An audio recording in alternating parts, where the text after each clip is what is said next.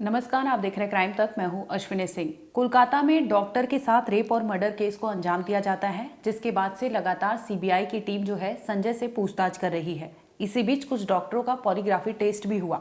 हम इस वीडियो में बात करेंगे 9 ऐसे सबूत जो संजय के खिलाफ उस जगह पर यानी वारदात की सीन पर मिला था। इसके साथ ही संजय जहां जहां गया था, ये सारे सबूत जो संजय के खिलाफ मिले थे, इन सभी सबूतों के बारे में आपको बताएंगे कि कैसे ये केस संजय के अगेंस्ट इतना स्ट्रांग बन गया कि संजय को अब यहाँ से पीछे हटना या संजय के लिए पीछे मुड़कर देखना कितना कठिन होगा। हालांकि आपको बता दें कि कोलकाता पुलिस ने जैसे ही संजय को कस्टडी में लिया था तो उसने जोर जोर से चिल्लाकर ये कहा था कि मुझे फांसी दे दीजिए, मैंने ये कांड किया है। लेकिन जैसे ही सीबीआई पूछताछ करती है, सीबीआई संजय से सभी सवालों पर सवाल करती है, तो इसमें वो सामने आता है कि ऐसा उसने कुछ किया नहीं था, उसे फ्रेम किया जा रहा है। यानी संजय को इस क्राइम में फ्रेम किया जा रहा है। संजय सही आरोपी नहीं है, यानी मेन कल्प्रिट संजय नहीं है।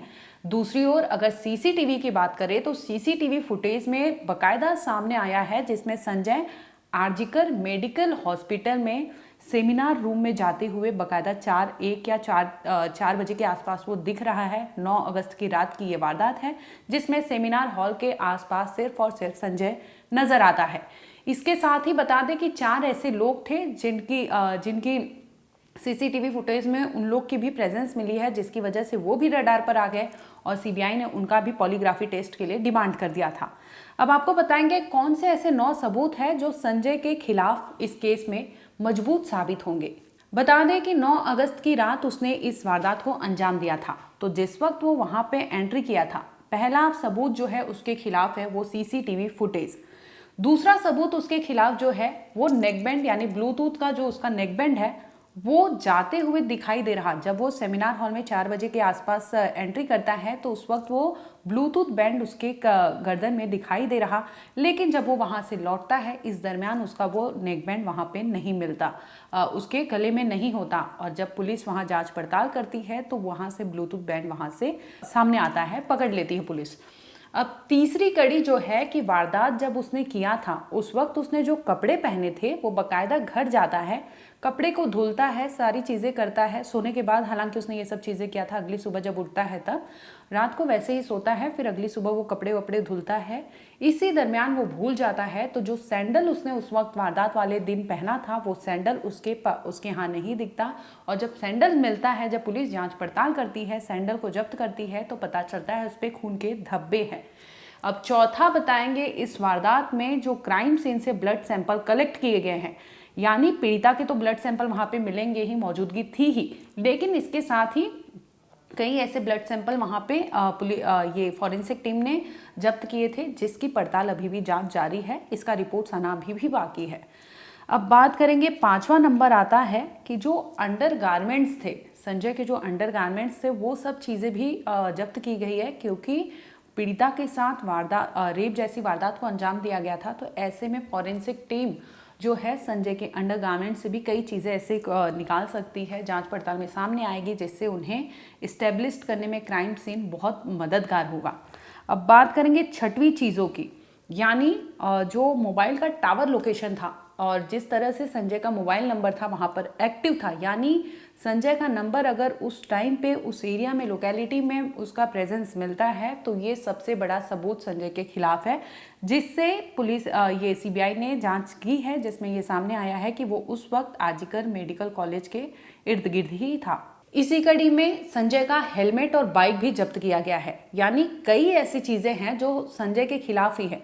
उसे भी फॉरेंसिक टीम ने अपने अंडर लिया है, जांच पड़ताल करेगी, उस पर भी सारी चीज़ों का जांच करेगी कि आखिर इसने क्राइम सीन से जब वो निकलता है तो हो सकता है कि खून के छोटे मोटे धब्बे जो थे और खरोच जो आई होगी संजय को, तो वो बाइक पर हो सकता है कि वो धब्बे मिले। और सीसीटीवी में साफ दिखाई दे रहा था कि वो बाइक से आया था उस हॉस्पिटल में, जिसकी वजह से बाइक को भी जब्त कर लिया गया था। इसके साथ अगली कड़ी में आपको बता दें तो मोबाइल डेटा जो है रिकवर किया गया है। उसने हालांकि बहुत सी चीज़ें डिलीट कर दी थी, उसने कई फ़ोटो मंगाए थे, कई वीडियो कॉल किया था, ये सारी चीज़ें डिलीटेड थी, लेकिन रिट्रीव किया जाता है, जिसमें ये सारी चीज़ें दोबारा से आ जाती है। और सीबीआई ने अब इसके फ़ोन को भी जब्त कर लिया है, जिसमें से कई ऐसे गंदे वीडियोस सामने आए हैं जिससे साबित होता है कि संजय रॉय जो है गंदी मानसिकता यानी गंदी सोच रखने वाला इंसान था, जिसके दिमाग में हर घड़ी यही सब चीज़ें चलती थी, जिसकी वजह से उसने टारगेट बनाया और टारगेट बनाने के बाद उस पीड़ित डॉक्टर के साथ इस तरह से जघन्य अपराध को अंजाम दिया था। बता दें कि हॉस्पिटल के 2 कमरों के सीसीटीवी में कैप्चर हुआ है। 9 अगस्त की रात को संजय पहली बार कमरा नंबर जो 8 होता है उसके सीसीटीवी में कैप्चर हुआ है। इसके साथ ही और दूसरा कमरा होता है जिसके सीसीटीवी में वो कैप्चर हुआ है। और बता दें कि चौथे माला पे भी गया था और जहां पर ओटी था, ऑपरेशन थिएटर, वहां पर जाता है। वो कुछ सोचता है, किसी की तलाश में रहता है, लेकिन वहां उसको शिकार नहीं मिलता, जिसकी वजह से वो तीसरे फ्लोर पर आता है और तीसरे फ्लोर पर आते ही वो सेमिनार हॉल में एंट्री करता है, जिससे वहां पे उसे वो डॉक्टर मिलती है। आपको बता दें कि वारदात वाली सीन से जो फिंगरप्रिंट्स मिले हैं और फिंगरप्रिंट्स एक्सपर्ट्स जो हैं उन्होंने वो सारी चीज़ें वहाँ पे सैंपल ले ली थी, जिसमें ये साबित हो रहा है कि संजय रॉय उस सेमिनार हॉल में वहाँ पे मौजूद था। अब लास्ट बता दें कि मेडिकल रिपोर्ट जब संजय का आया है, जो मेडिकल रिपोर्ट्स, उसमें ये सामने आया है कि उसके बाएं गाल और बाएं जांघ के पीछे के हिस्से पर चोट है, यानी खरोच और ये सब चीज़ें दिखाई दे रही थी, जिसकी वजह से उसके मेडिकल रिपोर्ट में ये साफ साफ लिखा गया था कि इसे भी कई जगह चोट लगी है।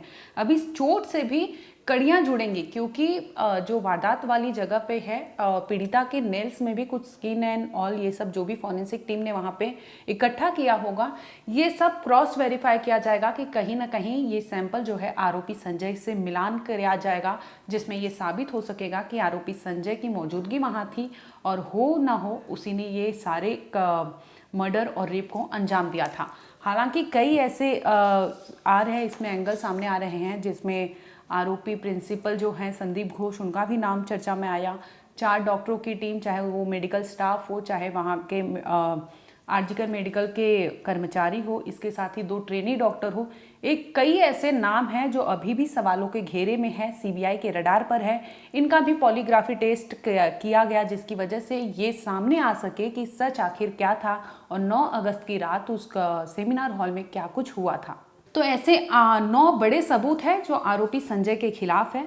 बहरहाल इस केस में अभी भी जांच चल रही है। आपको बता दें कि 53 चीज़ों की लिस्ट फॉरेंसिक टीम ने जुटाई थी, जिसमें से 9 सबूत जो है वो आरोपी संजय के खिलाफ है, यानी 9 चीज़ों का मिलान हो चुका है, जिससे ये साबित हो रहा था कि आरोपी संजय उस रात 9 अगस्त की रात सेमिनार हॉल में था और उसने जो जो चीज़ें बताई थी, सीबीआई को बताई, चाहे कोलकाता पुलिस को, ये सारे एंगल पर पुलिस अभी भी जांच कर रही है। सीबीआई की टीम लगातार जुटी हुई है कि आखिर जैसे भी उसने पूरी रात की वारदात जो बताई है उसे कड़ी दर कड़ी वो जोड़ सके। फिलहाल इस मामले में इतना ही। आगे जो भी अपडेट होगा हम आप तक जरूर लाएंगे। देखते रहिए क्राइम तक।